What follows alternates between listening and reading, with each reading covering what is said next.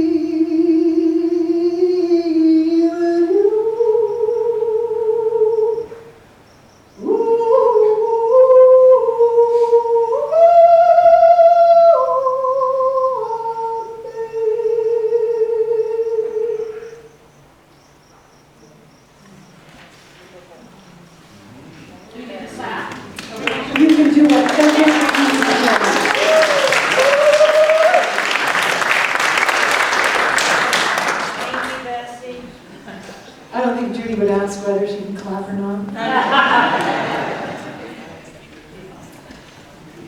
So that is the cottage. The words are the prayer for the dead from the Jewish tradition. It's Aramaic, perhaps all Aramaic, maybe some Hebrew, I'm not sure.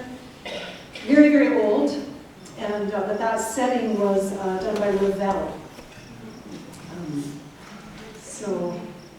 And it is the prayer for the dead. So. That's for you, Judy. We have a dynamic program for you. We have my choirs here, and I didn't have an order until about 10 minutes ago. So choir, you're going to be next. And then we're going to have some speakers. Tom is going to start, and then Linda. If there's Linda, great. And then David, and then Josh, and then myself. And then we're going to have a slideshow, and then we'll open it up for anyone else who wants to speak. And then Allison and Shannon and I will say at least to close the formal part. And then eating, drinking, carousing.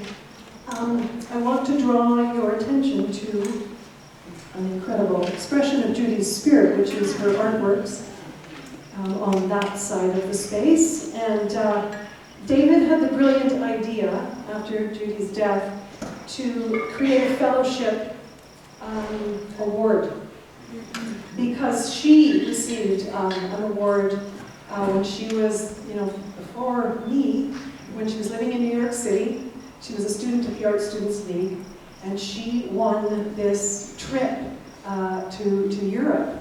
There were only 3 rules. You had to spend 2 weeks in Paris. Punishment. You couldn't get married. You had to come home and do a show. And they gave you $2,000, which in 1960, whatever, early, was a lot of money. So she went and did that, and she had this incredibly formative experience. A lot of it on the island of Ibiza, long before it was It was a quiet, sleepy little island where all these artists were hanging out, including a toddler who grew into Sid Vicious many years later. But it was a really, really formative experience for her. She made lifelong friends. And so David had the idea to, pass on a little of that spirit to artists in our community. Well, where are we going to get the money to do that? I wonder. There's a whole lot of artwork in the closets. We gotta flog these artworks. And so if anyone is at all interested in an artwork, they are for sale, no pressure. Is there anything else I need to say about that, David? First winner. All the money goes to the fellowship. Oh, and I think Josh, maybe you wanted me to say that Josh and David didn't think this was appropriate for this sort of affair. They thought this was a bit crass. And I disagreed, but 2 against 1, okay. So then we spoke to other artist friends who said, of course, do it. So this is where we've landed with the artists in charge. Bessie, artist winner, the first winner in the play. Ah, yes, the first winner is Maria Follansbee, the author and director of Mosquitoes. And it's at the Capitol, June 12th, 13th. So get your, great, it already played at the Balcony. Okay, It's so marvelous. get your tickets and go see that. I've got my ticket. It was a comp.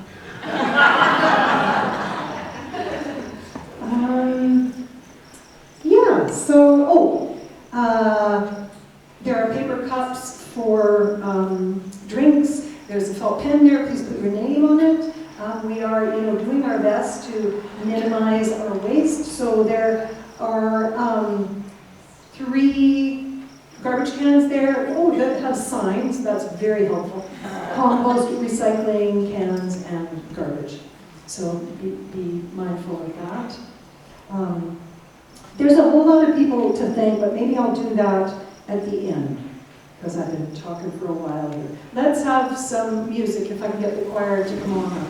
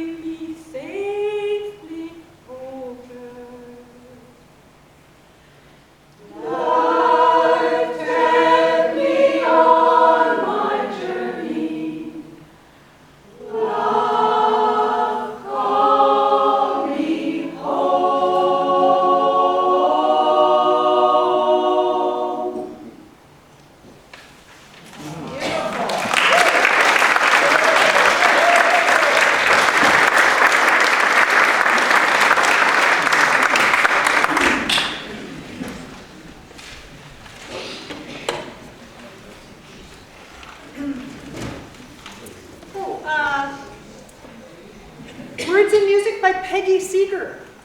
Oh. And the arrangement was by Peter Amadon. This is another one arranged by Peter Amadon.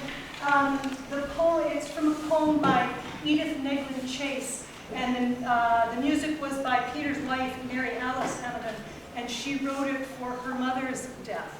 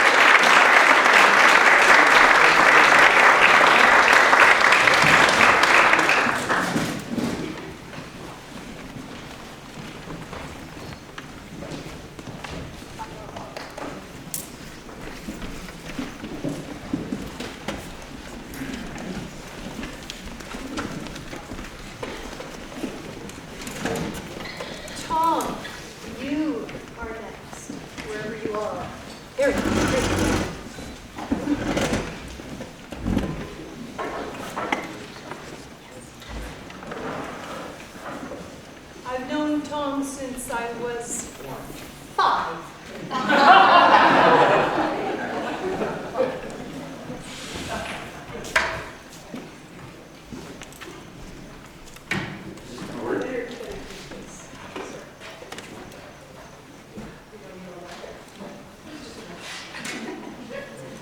Okay, people here? Okay. Yeah. Yes? No? Yeah. I met Judy and David initially thanks to the FBI's 10 Most Wanted list. My first teaching job had been at Colorado State University at Fort Collins, in 1968-69. The proprietor of an anti-Vietnam War coffee shop in town, Cameron David Bishop, whom I knew, had ended up that spring as one of the FBI's 10 most wanted due to a protest action involving dynamite.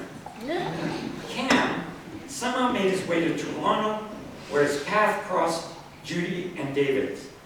When Cam heard in spring 1971 that Judy and David were headed to BC to look for land, he gave them my coordinates in Vancouver, where I was back living.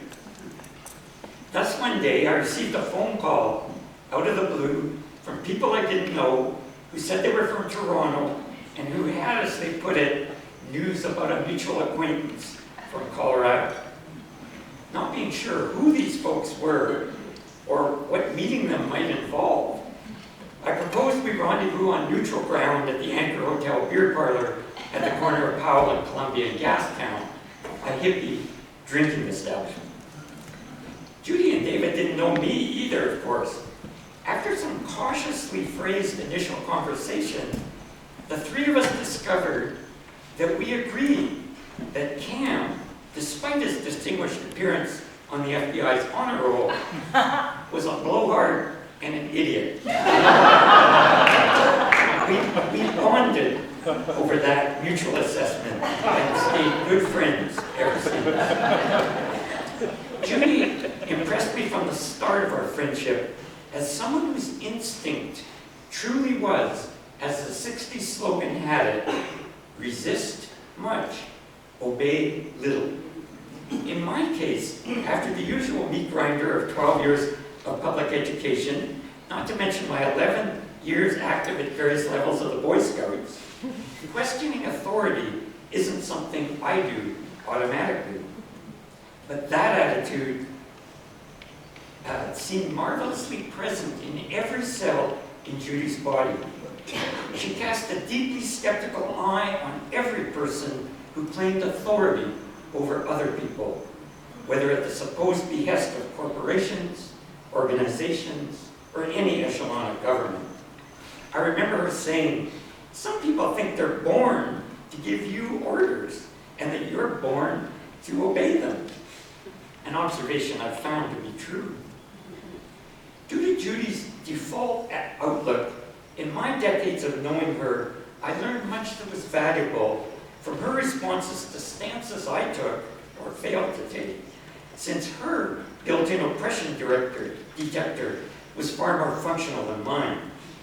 Anarchists have a saying that bad news cannot travel up a hierarchy. Each higher sphere is unable to listen to any information they don't want to hear from those they consider beneath them. Judy had a more vivid metaphor to describe that phenomenon: the baboon tree.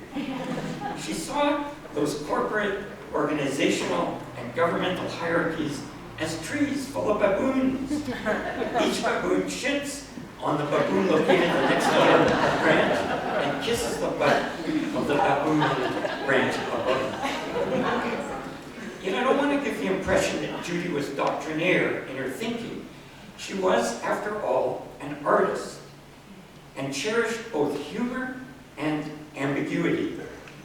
To visit Judy and David's house at Toad Rock, north of Queens Bay, for years, you had to drive past miles of telephone and power poles along the highway, each adorned with a necktie. This long-term project of the dynamic duo encompassed donated, hideous-looking ties and nighttime efforts involving ladders. What did it all mean? But wasn't it funny? Visiting Judy and David, I first learned about the Church of the Subgenius, an ambiguous and humorous mock religion originating in Texas. The church's prophet, J.R. Bob Dobbs, whose icon is his face smoking a tobacco pipe, a face resembling that of the former purveyor of wilderness tips on newspapers' comics pages, Mark Traer. The church's main commandment is slack off, the very opposite of the still widely promoted claim that if you work hard, you're sure to get ahead. Countering this notion, if you quit your job, you were designated a saint in the Church of the Subgenius. All this delighted Judy. She and David always seemed in touch with the wilder and more political edges of popular culture. For example, at their house, I could encounter an assortment of the latest underground comics, long before these were called graphic novels. Because of my interest in people writing for themselves about their employment, Judy early introduced me to Harvey Picar's American Splendor, an autobiographical self-published comic which detailed the life of a Cleveland, Ohio Veterans Hospital ward clerk. Picar, like Judy, was no fan of authority, and his grumpy take on daily life, with its wonderful rewards as well as constant setbacks and insults, eventually led to Picar being a frequent guest on David Letterman, and in 2003 a movie was made about his life starring Paul Giamatti. Such fame, though, was in the very distant future when Judy began reading him. Picar's interest in the ups and downs of ordinary day certainly matched Judy's, and matched David's as well. I'm focusing here on Judy because this is her celebration of life, but her and David's lives often seem inextricably entwined.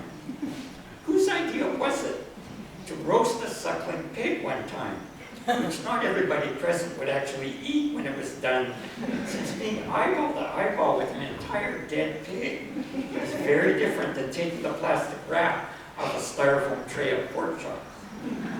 Whose idea was it when we met at the Starlight Drive-In on the North Shore to watch the Rocky Horror Picture Show to put the kids in one car with snacks so we adults could smoke weed, still definitely illegal, in the other vehicle? But no question it was Judy who, in a year when everyone in the West Country decided they were allergic to something, prepared 4 different versions of Christmas dinner because this or that invited person claimed to be allergic to one or more spices, herbs, or other substances. If I had to sum up Judy's principled but lively engagement with everyday life, it would be her reaction when a bunch of us were eating in a restaurant and I complained about a table close by where people were uproariously and continually laughing, disturbing the otherwise quiet ambience. "Hey," Judy responded to my objection, "let's go over and sit with them. They're obviously having more fun than we are." Because of Judy's unstinting, though never unconsidered, embrace of ordinary life, I found her decline difficult to take. And I'd certainly endorse David for real sainthood due to his patient and loving caregiving during the past few years. The U.S. poet David Ignato, in one poem, observes autumn leaves and asks, "To whom are we beautiful as we go?" My answer in a poem in my newest book is, perhaps we are beautiful to water as we go, which equally gives itself to the duff these leaves will join after death, and to the green stems hidden underground in their dark seeds. I invoke seeds because I think at the heart of what Judy stood for was an unshakable belief in the possibility of a better future. If I started this afternoon with one slogan I believe she put into practice, resist much, obey little, I'll close with another slogan, this one from the 1968 Paris May Days, that I feel expresses her conviction that a more just, colorful, and joyous existence for us all, a beneficial transformation of our jobs, communities, daily lives, is not some far off pie in the sky, if we choose to act to attain it. That slogan, which as I say was to me the essence of Judy's vision, declares, under the paving stones, the beach. Thank you.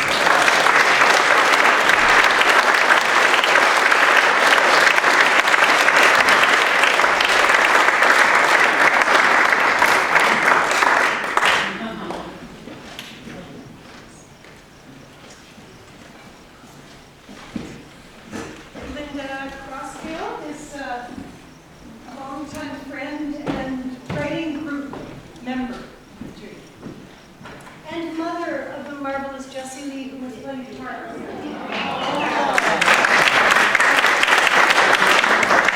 Probably my biggest accomplishment.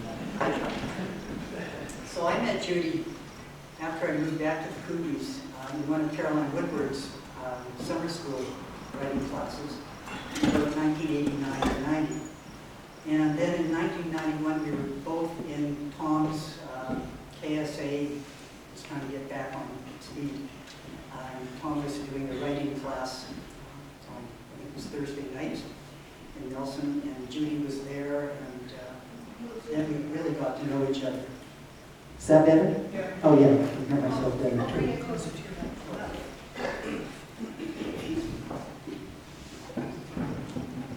Terry. Oh, got it. Yeah, that's good.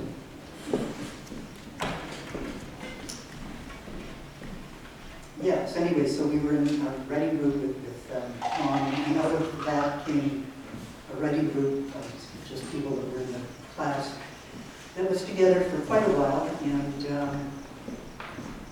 we had a lot of fun doing that. Judy showed me a secret beach at Coffee Creek one time, and I in turn introduced her to one that I knew about at South Spokane. You know, everybody always has little secret beaches here and there. Be very careful who you share them with, even though lots of people know about them. And then in 1999, we were part of a small group of writers who produced a serialized story called The Noslin Enigma. Noslin is Nelson spelled backwards. And it was a sort of a sci-fi soap opera that came out by an email for anybody who subscribed to it. And we did this for about a year with an episode every weekday. And later 4 of us recorded it for the Coogee Co-op Radio with David's help. And we had so much fun doing that. It was an amazing experience that Judy was very much part of. And then every summer since 2007, I participated in an annual postcard poem exchange where you get a list of names and addresses and attempt to write a poem directly onto the postcard and mail it to the person. Well, I told Judy about this, and those postcards you're seeing over there, which I honest to God didn't know were going to be there when I started doing this. Judy just took it and ran with it. She joined the group and sent out postcards to people on the list, but she also sent them to a lot of you, I'm sure. When I moved a year and a half ago, I got rid of a lot of stuff, but I kept things like a stack of postcards that I got from Judy. So I went through them the other day, and I pulled a line out of each one, and I made a cento. And the cento is a form of poetry that originated in the 3rd or 4th century AD, and it's composed of lines from another poet or poets that are arranged into something new. So this poem is all Judy, possibly her last poem, but you never know with that one. And I'm calling it Big News. So this is Judy Wapp on Judy Wapp, a cento compiled of lines from many postcards Judy sent Linda from 2011 to 2020. Big news, this affects you. All in interest of maintaining old self. Visit to both me and not me, I send this days to you. It's sure a long way all day in executive costume. You did what you wanted. A haven house to dream your dreams. Tangible memories take shape in words, in pictures. Keep them in a box to fondle. Rat-a-tat-tat, like diabetics on a glucose binge, crows shriek taunts at human intention, doing what they love. And we talk about the weather, whose air we still breathe. Do vegans realize what they're missing? Veiled in fog, new snow above, drizzly holiday weekend, crispy swish of leaves, grass, lemon blossoms reach out to sun. Leaves at ease unstirred by sleeping breeze, they all nurture spirit. Overcast morning gloom, the close to cloying scent of hyacinth, resident squirrel visits most days, bright orange abundance of growing berries, backed by blue sky, blessed with rain. Sunday morning silence, oddly quiet this morning, later to transform, no happy ending. Ever since the collapse, we held each other, perhaps speechless at sight, typewriter at the ready, regrets she rewraps in blue silk just in time to deliver me. Back in Egypt, a coffin cost a small fortune cookie. Did they conquer what we know? Those who don't follow the script and dipped my braid in, those who don't follow the script and dipped my braid in ink.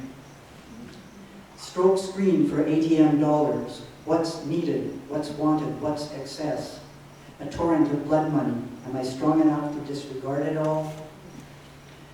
Bare of foot, we bear silly symbolic neckwear. Remember those moments? Silly hairdos, too long puffed. Though I am white-haired now, heart just isn't in it. Click. Thought you'd be amused by this. The future belongs to the young.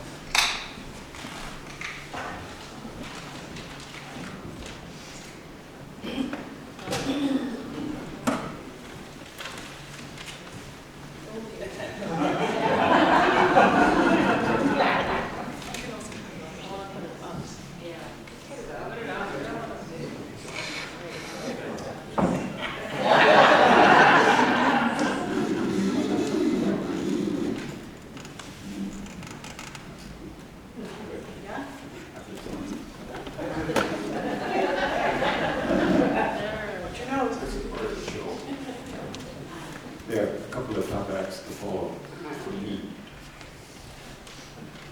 Other people started off with how they met Judy, so I will do the same. I first met Judy in a co-op daycare center meeting at the University of Toronto. Neither of us were going to the university at the time, but we were part of a larger university community, and both had kids at the daycare.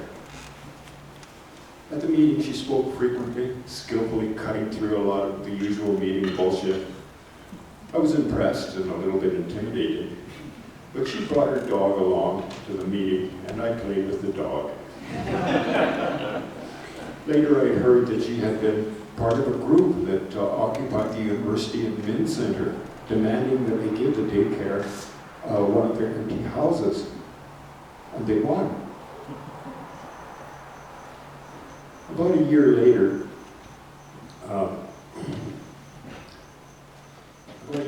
we ended up living in the same large communal house with about 15 or 17 daycare center parents and kids.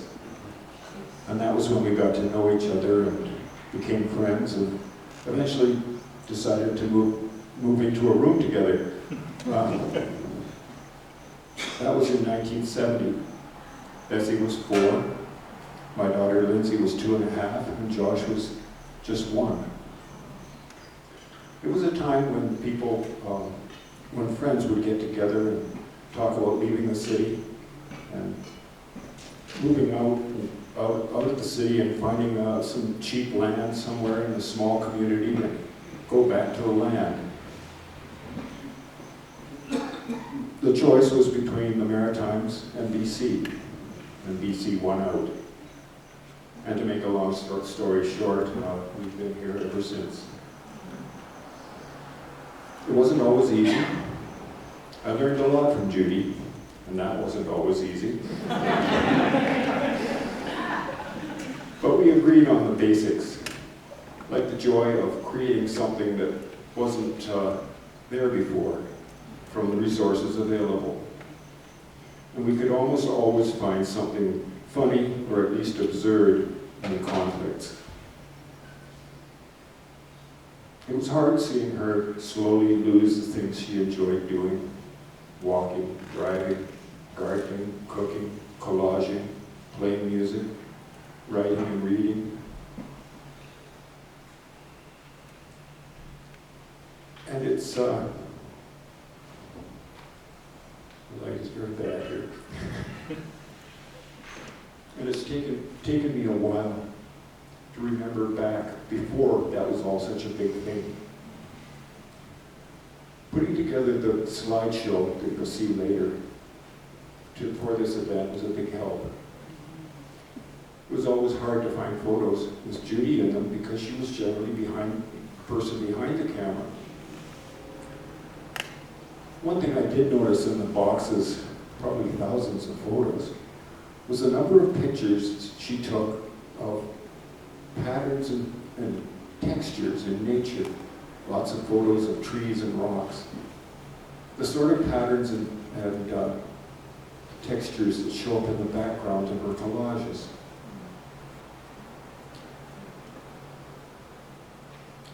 I'd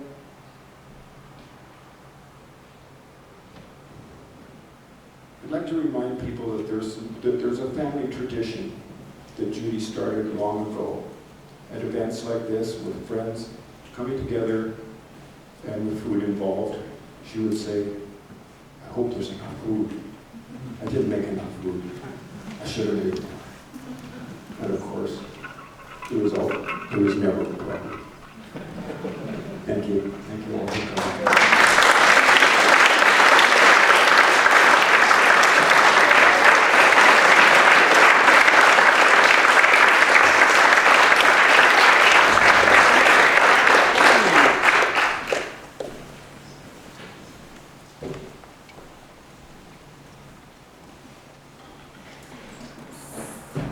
I think there's probably only maybe one person in the room that hasn't met David before, so he's my dad. And this is my brother, Josh. Thanks for coming and for the flowers and food and singing and all that stuff. It's very nice. Judy raised me after I was born in Toronto in 1969 until I left home in 1988 when I followed in her footsteps by going to art school. Judy had always believed that schooling shouldn't be just for vocational pursuits, but for interesting subjects. She also used to say, training is for animals and specialization is for insects.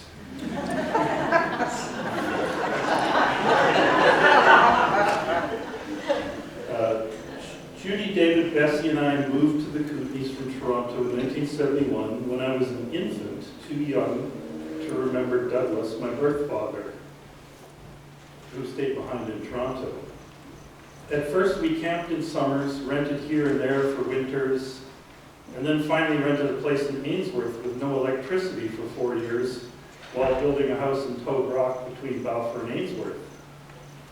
Judy had worked as a waitress at Johnny's Cafe in Ainsworth, where they had matchbooks that written on them said, "Tired of your wife's cooking?" on the front, and on the back it said, "Keep her as a pet and bring her to Johnny's Cafe." Just to give some context. But it was the early 70s, things had changed. So there you go. Then she worked as an ESL teacher, in those days teaching many new Vietnamese refugees who had escaped that war. A war which in part caused her to flee America. After that, she got a job at the Nelson Library as a librarian and briefly was the head librarian in Caslow, then back to Nelson until her retirement in her mid-60s.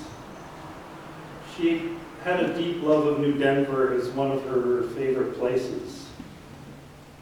She loved to swim in the lake and connect with the older residents, many of them also artists. Judy always sought to live in places inhabited by artists, whether it was in her youth in New York City or the island of Ibiza during her trip to Europe, or the Nelson area. It was the environment she thrived in, and she loved the country as well, having grown up in a large city of Minneapolis, which gave her love of clean air and water. I remember walking along with her one day in the Queens Bay town site, asking her if she ever thought she would wind up living in a place like this. She answered, "I never imagined." What I like to remember most about Judy was her vivacious personality, her deep laugh, her sense of humor. I also loved how she cooked so many different kinds of food while I was growing up. I think she also loved finding recipes that were fun to say as much as they were to eat. Tagine, sopa seca, tabbouleh, tiramisu. She read voraciously, loved words, and studied in detail different flowers, plants, and types of birds. She always fed the wild birds with birdseed with the same care and passion as she made our meals. But she also made sure that we took a part in learning to cook as well. Of course, at the time, as a teenager, I thought that was a raw deal, since a lot of my friends didn't have to do such chores. But looking back, I am grateful to have been taught those skills. We also raised a large garden and a flock of chickens. Sometimes I couldn't tell if the chickens were making sounds or if it was Judy calling me, since she sounded a lot like them from afar.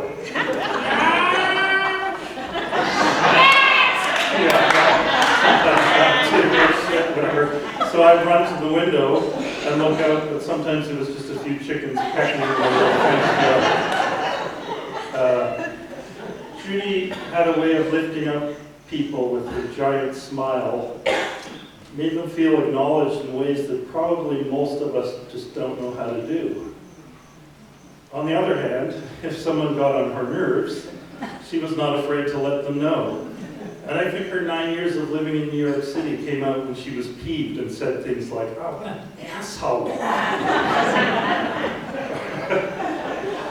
One time I remember being at the movies and a couple of people were talking a few rows over and she looked at them and growled, "Ah, shut up." She loved hippopotamuses, or hippopotami, whatever. And there's a carving of hers down there, by the way, that she carved of, or it's molded, I think, concrete mold when she was a youth. And maybe they were her spirit animal, because sometimes she seemed like no one,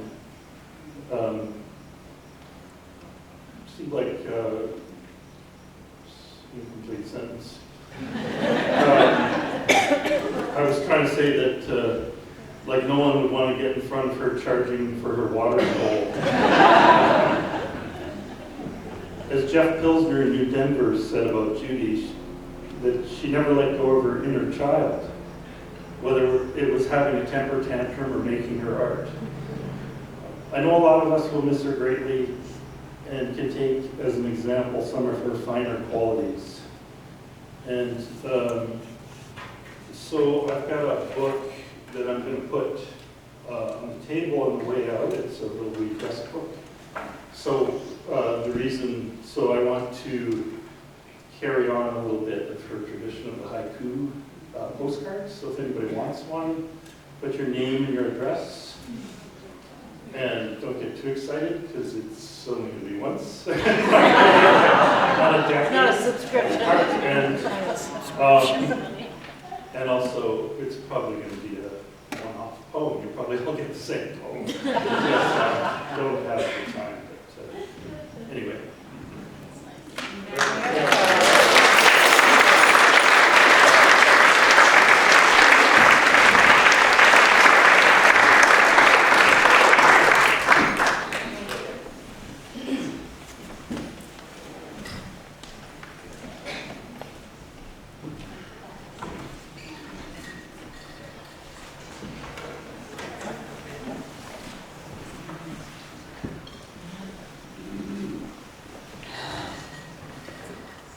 Well, I can tell that the rest of my family had a bit more time on their hands than I did. I've been in full-time school, and just Friday was the last day of my practicum. I do still have to write a big essay. And I thought my practicum ran till the end of the month. So I thought, okay, perfect. June 8th, get the celebration of life out of the way, and then but no, it's all this weekend.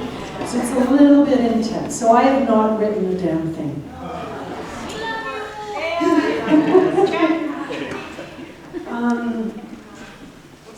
So that was a lot of my reason to go last, so I would know what other people said. And like David, like Josh, like those of you that were close to Judy, it's been a challenge to reconnect with the old Judy, because her decline, I mean, when we look back, we can see that, oh wow, 15 years, maybe 20 years, things were starting to happen that were odd. But she also was a damn feisty individual who, was going to do her own thing, and she smoked a lot of dope. So it was a bit difficult to tell what's what,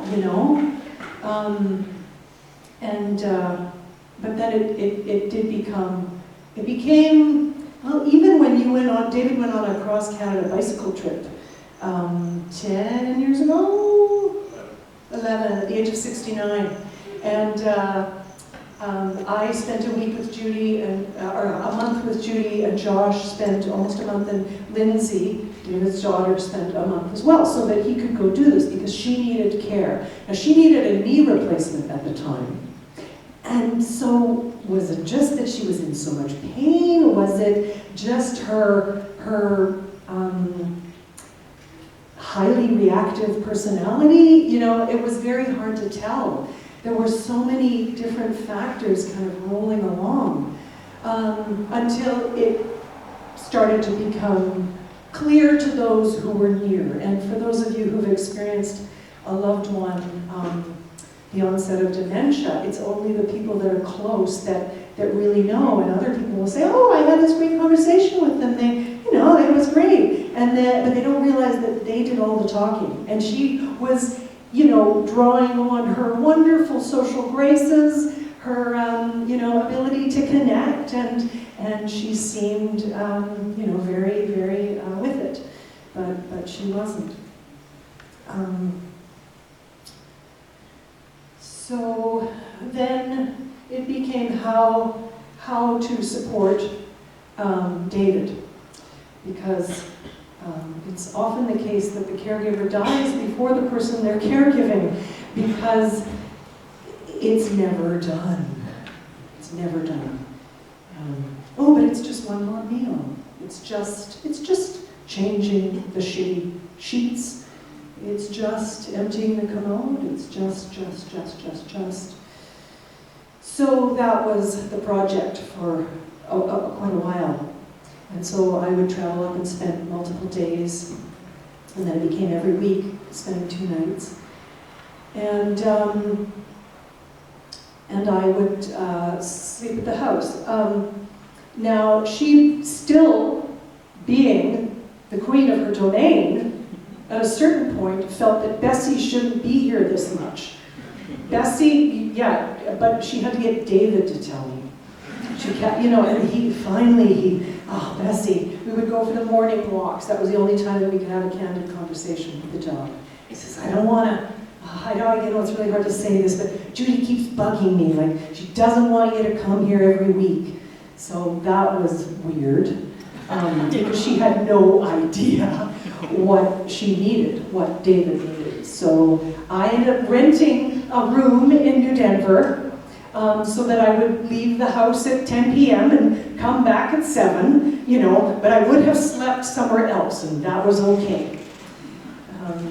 Because, she had a sense of her, when her agency was, disintegrating, she was grasping on to what she did have. And so that was that era. And of course, she was very, very frail. She had osteoporosis, and she had multiple fractures and falls, and would be in a lot of pain, having, vertebrae are supposed to be, kind of that shape, but then on an X-ray, they're like that. really, really not good for your nerves at all that run through them. So avoid that, if at all possible. Women, do your weight-bearing exercise. And and trying to keep her stimulated and engaged, and which was hard because it's,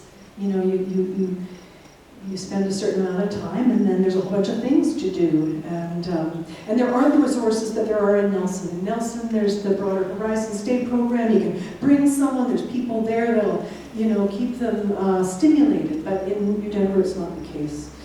So it was a hard go, and David's health definitely suffered, and I was very worried about how I was going to transition to starting full-time school to become an education assistant, because as an artist I did not put any money away for a pension.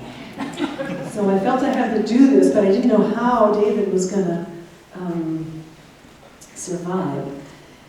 But she broke a hip on July 20th, and it was a couple days into her stay in Trail, and she broke the hip the day after the road was closed south of New Denver because of the fires on both sides of the lake. I followed behind the ambulance through Caslow, Balfour, and then for David to visit her, he was doing that route as well. It was apocalyptic, yeah, nothing short. But then a doctor in the hospital said to me, with dementia we think of it in thirds. That 1/3 who is vibrant and has vigor, that person will recover, and they will walk again, and they'll be back to their life. 1/3 will live, but they won't be able to walk, and 1/3 will die. And if you have dementia, it really, really lowers your odds, because in order to do rehab, you have to know that you broke a hip. You can tell Judy that many, many times, but she didn't know that. And then you have to want to do these exercises. You gotta know why you're doing them. You gotta have the strength to bother, the inner strength, the outer strength. Anyway, so it became clear that, okay, she's not gonna survive this. So then for me, it was about spending absolutely as much time as I possibly could with her, and doing my best to be in the right relationship with her, which had not been easy in my life. She did not bond with her mother. Her mother had tuberculosis of the spine when Judy was very young, like a wee one. And Judy was her mother was in hospital for almost a year in a body cast being turned. And Judy was farmed out to relatives, and hired help came in, and lots of wonderful people that she got to experience, but she did not bond with her mother. And that relationship never recovered. And it was fraught the whole time.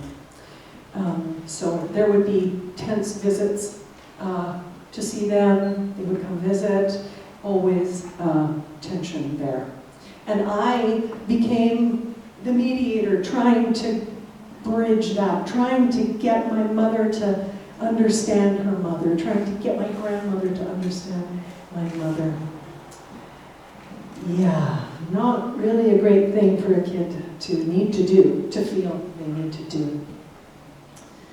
So I had this opportunity, and I was gonna make every effort to take advantage of that, and I did. And I brought my accordion every time I visited, and I would sing to her. And she had a beautiful singing voice, for anyone who ever got to hear her. And she would sing and play guitar. Of course, she couldn't now, but I, years ago, photocopied her notebook that she had written songs in with chords, and so I had that folder from years ago, and so I brought that, and I would sing the songs that she sang, and she would sing along, and then And then she mouthed the words, and then she wasn't mouthing the words. But always, always it was making that connection, just giving that like unconditional love. And it was feeding me just as much as it was feeding her. And it was a huge, huge gift for me. And I'm so glad that I had the space, the outer space, the inner space, the impulse to do that. And I feel like I'm a changed person for it. Big, big healing there.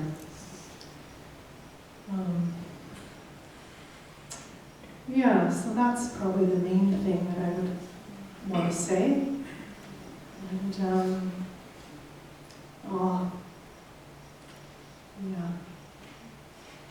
So maybe we can now move on to the slideshow. And I think I forgot to say that, so there's this table of postcards that, part of the fun, I think, for Judy of having this postcard project was the collecting of the postcards. So, you know, down at Coletti's or secondhand bookstores, there's old postcards in there. So these are all postcards that have not been written on, and you are invited to take 1, take 2, take 3, take 4.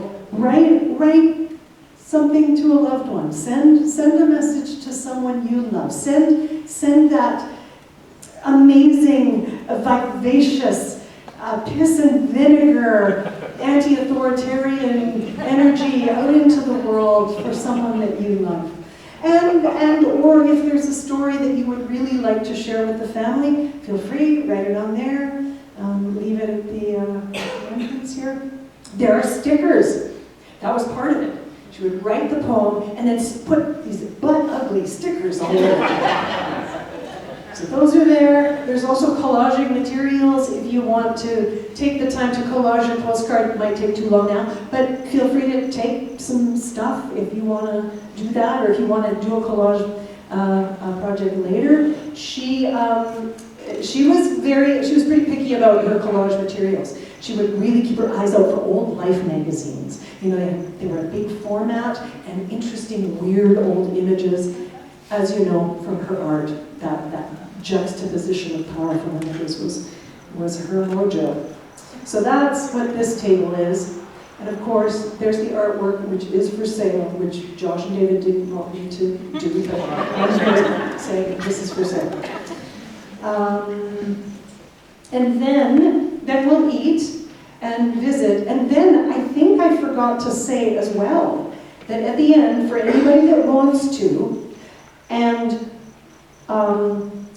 with whichever flowers are available, because people brought flowers, which was really, really lovely. But I had the idea, and Clinton agreed to come along on this idea, and Annika did, and Janine did, and Dawn did, to process out to the middle of the Orange Bridge and throw the flowers off.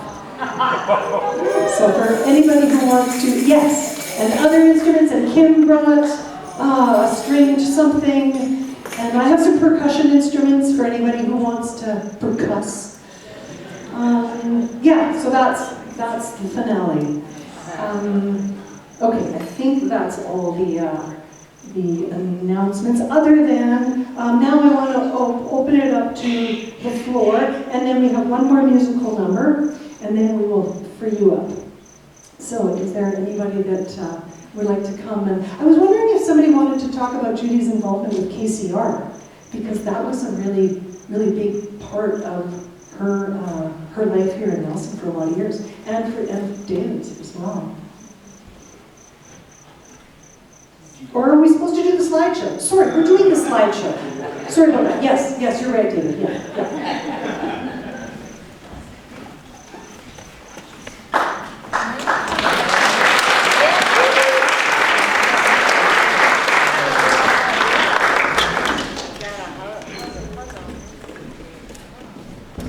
Yes, and I do want Jessie Lee to play guitar.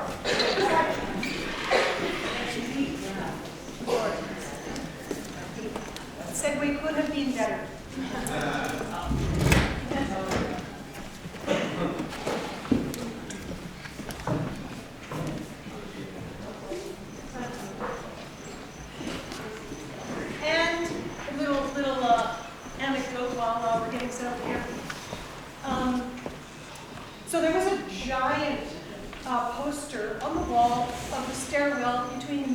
floor of the octagonal house with no foundation, up to the second floor of the octagonal house with no foundation and no closets.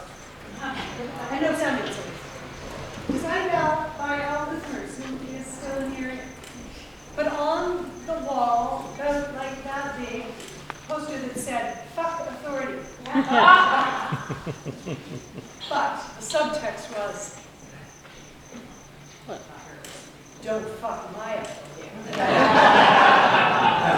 Don't have my authority. Are we ready? Okay, let's start.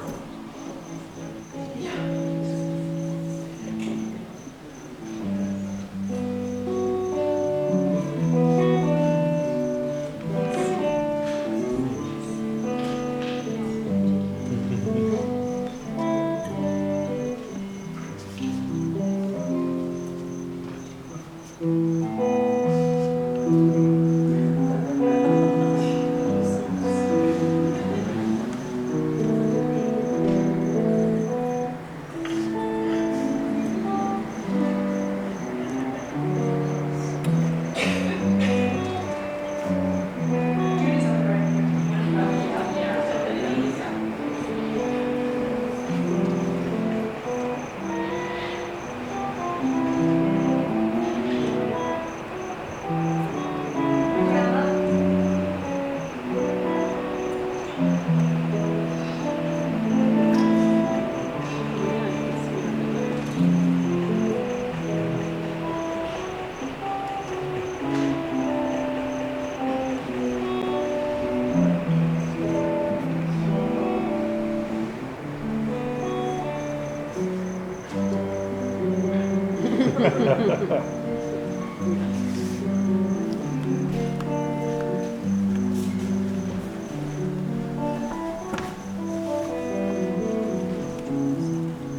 Judy skied?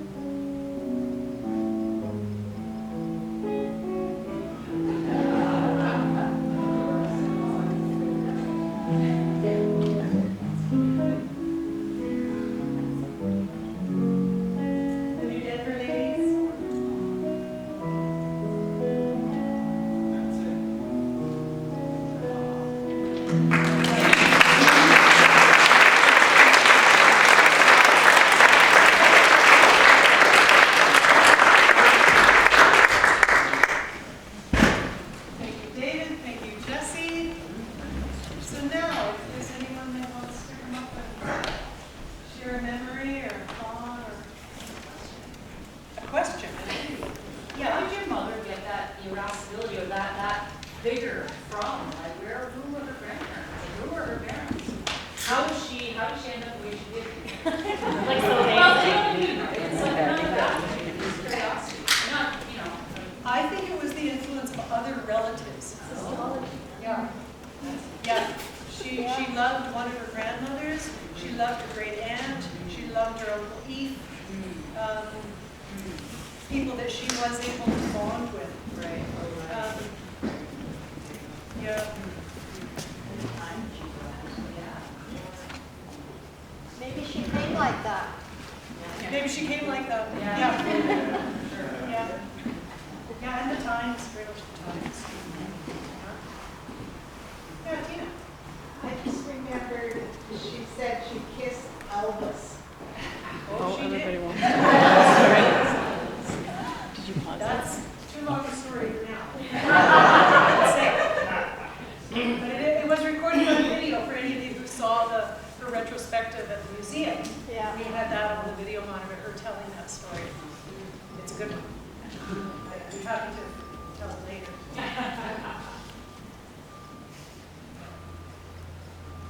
I just wanted to say that I met Judy a lot later than probably a lot of you guys, and she was always so incredibly full of like life and love, and she was always very smiley and welcoming, and I just thought I'd leave you guys with that little memory that I have of her, just so positive and happy.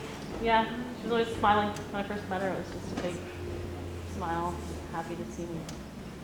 So I was really happy to be able to know her a little bit, and grateful for the child she made, both of you. Straight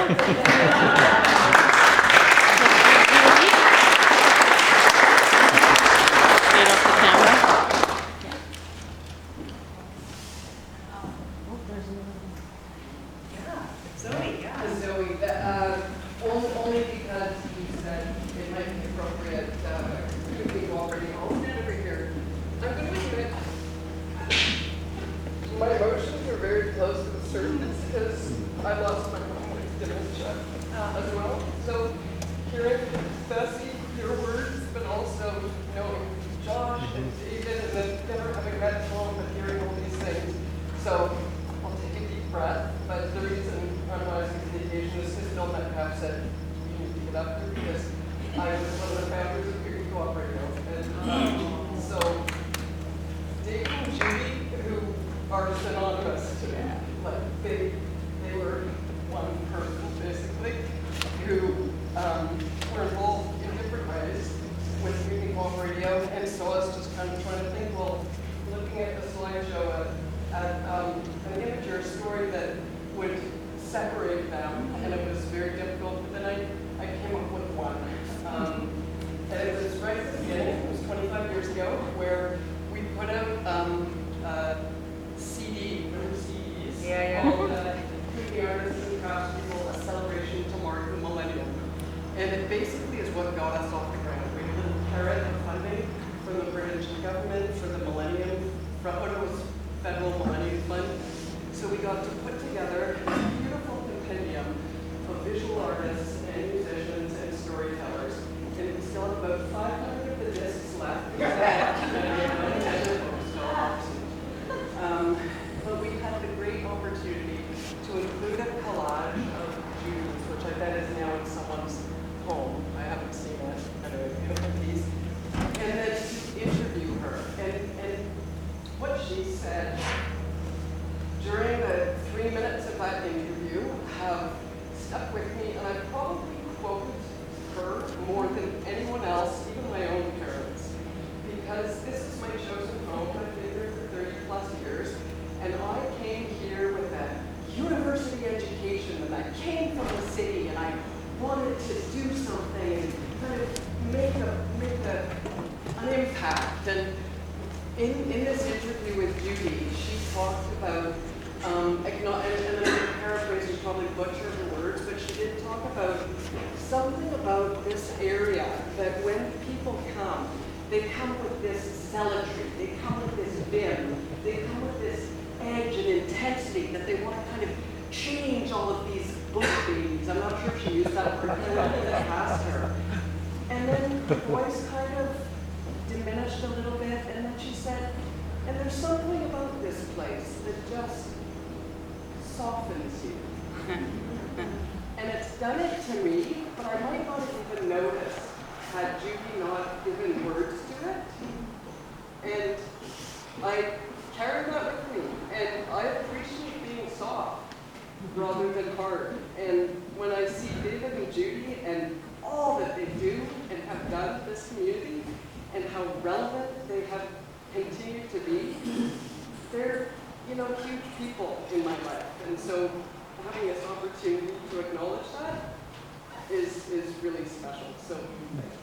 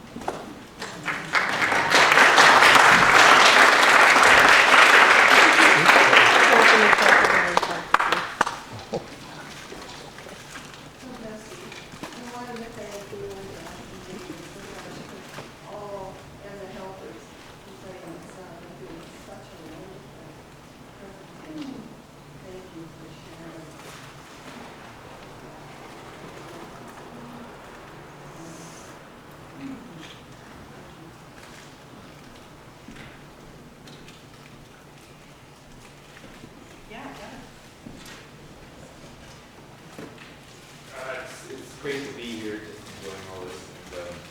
And, my interchanges with Judy were always very brief. She came to me as a patient, and I always felt intellectually stimulated and lifted whenever I had a conversation with her. She always had, and then laughed, lots of laughs too, just in these interactions. I really loved the occasional times where on a Tuesday afternoon show was, right? Case Sarah Philly. Yeah. Yeah. Straight no chaser. Straight no chaser, exactly. And I can't remember the partner on that show. Yeah. So I just totally loved her interactions with her, the explanations of what, how they interpreted the music, and what was Thank you. going on. Thanks for Sometimes coming. they judged, sometimes they didn't. And I appreciated the fact that I was encouraged by David, for one, to do a show myself at KCR for a little while. And yeah, just wonderful to have amazing folks like him. And as I said to Clinton there, or to Thomas actually, that they were a real cause in our community.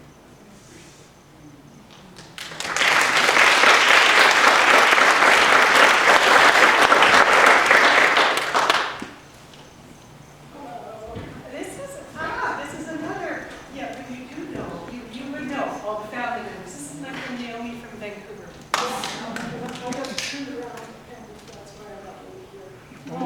But, yeah, I just wanted to say, I went to art school with Bessie, and I went to art school with Josh. Yeah. And what I love about each of them became really clear to me, the source of that was when they came out and married parents. just, driving up the highway and seeing neckties, I'm sure that's what I see people that wear neckties. It was fantastic to me to see that and to meet the people who were doing that and just the absurdity and love of, what was it called, the Department of Highways and Haberdashery? Officious title. What do you call it? So we got a grant from the Ministry of Haberdashery. So, it was just great. I was proud of myself. I can make this woman laugh, and I realized that's not a very quality of myself. She laughed at everything. But we really enjoyed wordplay and art and just that whole private mix. And, Bessie has made me laugh harder. So many sort of things that we share. And I just want to say I recognize that as your parents and your brother. It's this fantastic, wild, active group of silly people.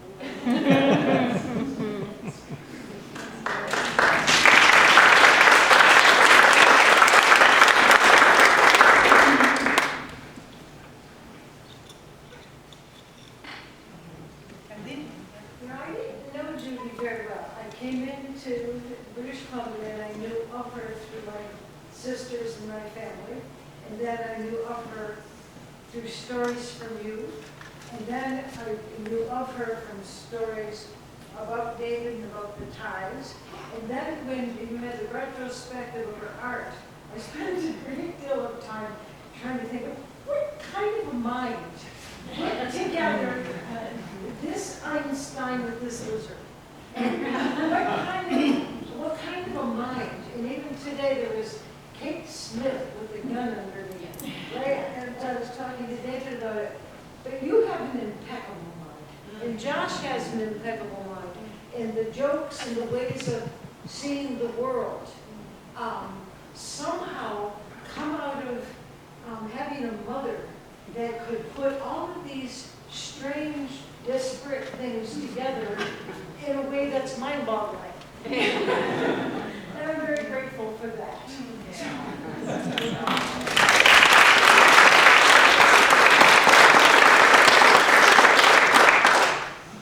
I just wondered if you could enlighten us, if you did want to buy one of these pieces, how you go about doing that? About what the number system is and all of that? Yes. There's in the program, there's an email, talk to David. There's an email in there if you want to do an e-transfer. Yeah, just talk to David. There's a package of red dots behind the Kleenexes. So if you want to buy one, put a red dot on it and send the cash.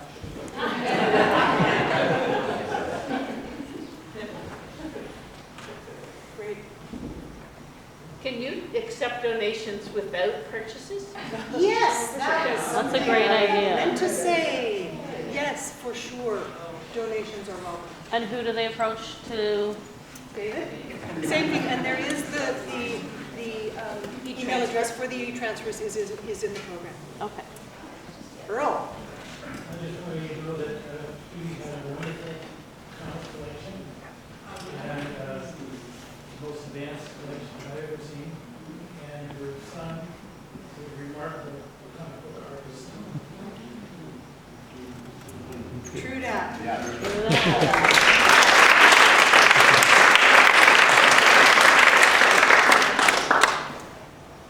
Well, maybe we should wrap it up, gals, unless there's somebody else who's really jonesing to share something.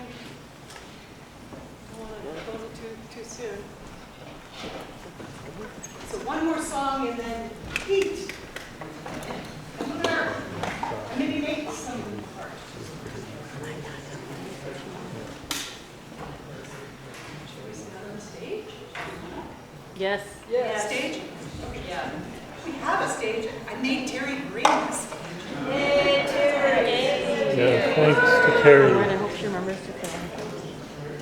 Yeah, maybe I'll just make Allison and Shannon stand up here for a little while I do the things. I don't Yeah. do this. So Oso Negro donated the copy. Wow. Maybe let's not plot. Okay. Smart. Judy Katz took care of all the food organization and secured that donation from Oso. Terry and John schlepped the stage, sound, a lot of work from Terry and John. Stephanie Myers organized the postcards and stuff. Rob, who is not, I don't think Rob from the community conference is here right now, but I went to high school with him. I kind of had to beg him to bring more chairs. That was a bit of an emergency, and he came through. So, Rob Chernenko at the complex. Good dude. I want to thank the choir for singing. I want to thank my out-of-town friends, Colleen, Anthea, Lori, Dawn, and Ann, who helped set up, came and helped schlep. I want to thank Clinton and Annika and Janine and Dawn, who are going to play us to the bridge, those of us that want to do that. And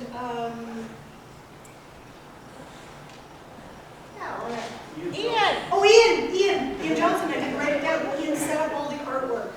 Yeah. Oh, and Jesse for playing. Yes. Is there anybody else? Nick Hurst loaned me his camera, which is quite an honor from him. Yeah, for sure. And I really want to thank Alison German and Sean Lithgow for joining me on this song. Now, wow, I'm going to not let you applaud at all. So, Judy was born in 1939, and that was the year The Wizard of Oz came out. And its star, of course, was Judy Garland, and many, many, many girls were named Judy that year. And she loved the movies, and she had a special relationship with the movies because her Uncle Eve worked for MGM, so she got to go to the movies for free. And she took advantage of that. So, lifelong relationship with film, which is another thing that Judy and David share. And she loved the film, The Wizard of Oz, and she loved Somewhere Over the Rainbow. So that's what we're going to sing. You've got a pitch pipe because you're a professor.